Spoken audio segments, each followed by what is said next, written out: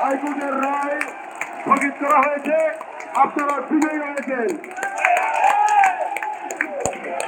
সংগ্রামী বন্ধুগণ, এই যে রায় দিয়ে শ্রমিক শ্রেণীকে অত্যাচার নির্যাতন করা, সেই অত্যাচার নির্যাতনের বিরুদ্ধে আমাদের সংগ্রাম চলছে।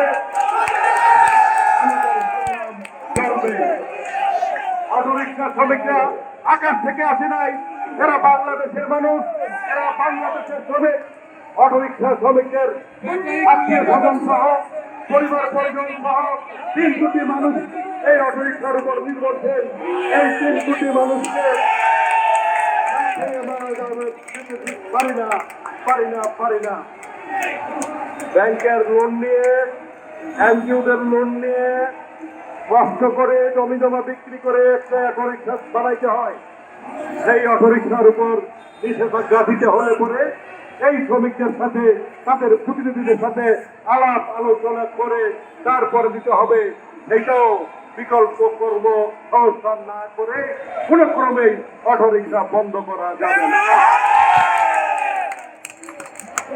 আমরা এই সরকারের প্রতি আহ্বান জানাই, অবিলম্বে এই রাষ্ট্র পরিচালনার জন্য শ্রমিক শ্রেণীর পক্ষ থেকে তাদের প্রতিনিধি এই সরকারে দেওয়া হোক। আমরা এই সরকারকে স্পষ্ট করে বলছি, এই সরকার টিকে থাকার উপর নির্ভর করে আমাদের ভবিষ্যৎ